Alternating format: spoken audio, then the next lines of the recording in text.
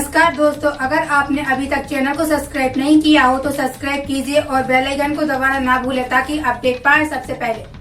आप देख रहे हैं न्यूज 24/7 तक। मैं हूं आपके साथ निशा नाम। तो आइए नजर डालते हैं इस वक्त की बड़ी खबर की ओर। शहडोल जिले के ब्योहारी विकास खंड अंतर्गत बाणसागर अंतर राज्य परियोजना की स्थापना मोरारजी देसाई एवं इस बांध का शुभारंभ परम श्रद्धेय अटल बिहारी वाजपेयी के कर कमलों द्वारा किया गया था, जिसके कारण 3 दिन प्रदेश में चाहे ऊर्जा क्षेत्र में, चाहे पानी के क्षेत्र में, चाहे शादी के क्षेत्र में ये बाणसागर परियोजना व दूसरे प्रदेश वासियों के लिए वरदान साबित हो रही है। परंतु इस परियोजना से विस्थापित 340 गाँव के परिवार आज भी विस्थापन का दंश झेल रहे हैं और इस समाज की मुख्य धारा से अलग थलग मूलभूत सुविधा एवं स्वरोजगार के लिए तरस रही हैं।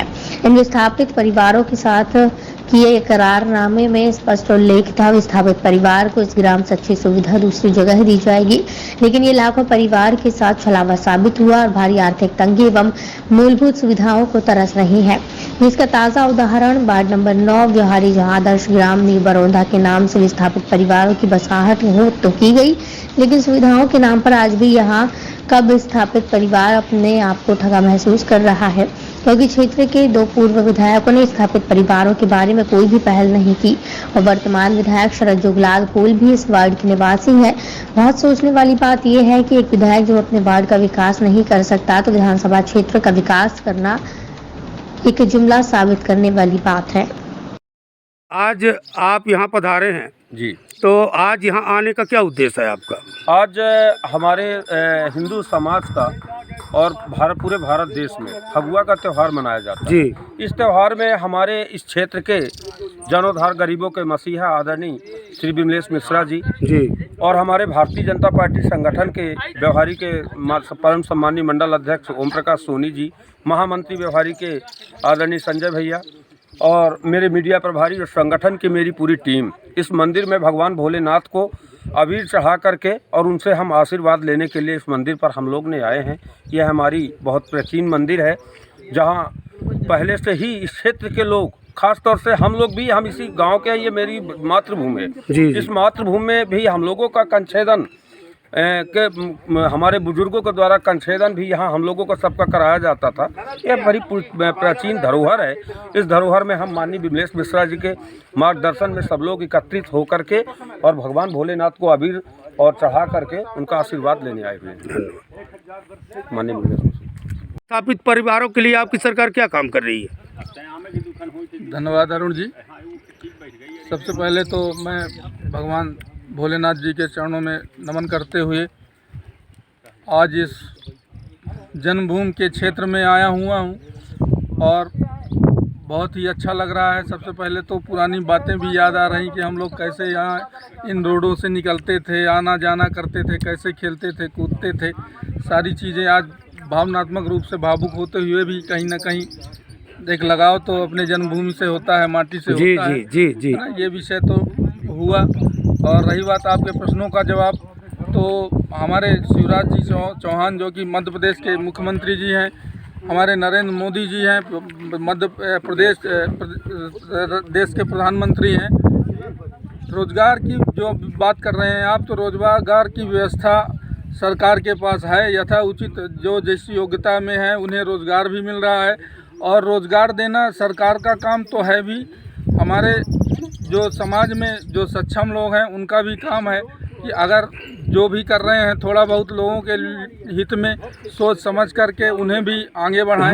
हम आपसे एक चीज़ पूछना चाहते थे, उसका जवाब आप नहीं दे पा रहे हैं। हम ये कह रहे हैं कि बाणसागर विस्थापित परिवारों के संबंध में कभी आपने अपने आला कमान से, माननीय मुख्यमंत्री महोदय से, कलेक्टर महोदय से, यहाँ के लोगों की समस्याओं के बारे में आपने कभी कोई चर्चा करी?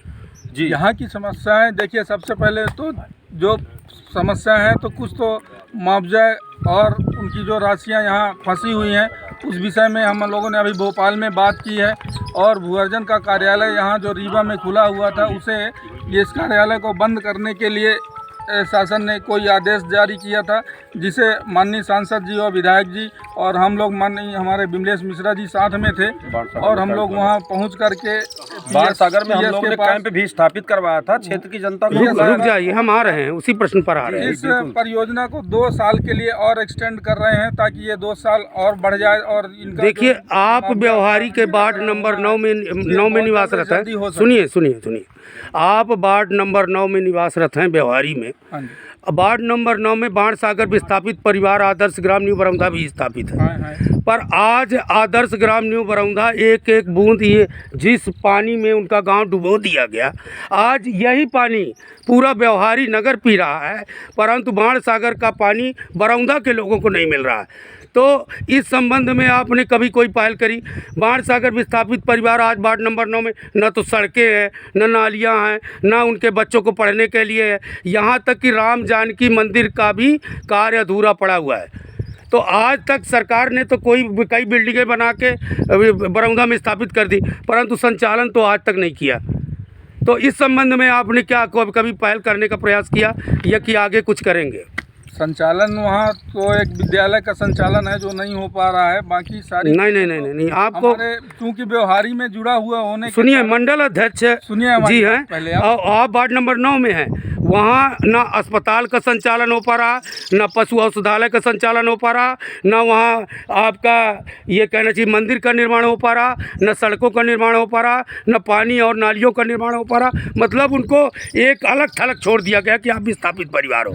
विस्थापित परिवार का देखिए कहीं ना कहीं उपेक्षा तो हुई है, इस बात को मैं भी स्वीकार करता हूं। और ये उपेक्षा हमारे पूर्व में जो नगर पंचायत के जो भी बैठे हुए थे मुखिया थे, उन्होंने भी उपेक्षाएं की हैं और प्रशासन भी उपेक्षा कर रहा है कि हमें ये तो न्यू बरौंधा गले पड़ गया।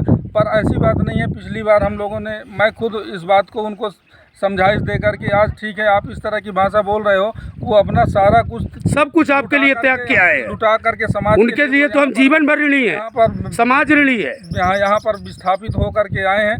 इनके लिए हमें कुछ करना ही पड़ेगा और शासन का हाईकोर्ट का आदेश भी है। मेरा निवेदन एक और है, 20 साल तक माननीय मुख्यमंत्री जब यहाँ आए थे प्रवास के दौरान, सुनिए तो, मुख्यमंत्री जब आए थे प्रवास के दौरान, जैसा मंडल अध्यक्ष पवन जी ने कहा कि बाण सागर में कैंप किया गया था, माननीय मुख्यमंत्री जी के निर्देशानुसार कि बाण सागर विस्थापित परिवारों की आप आके समस्या सुने।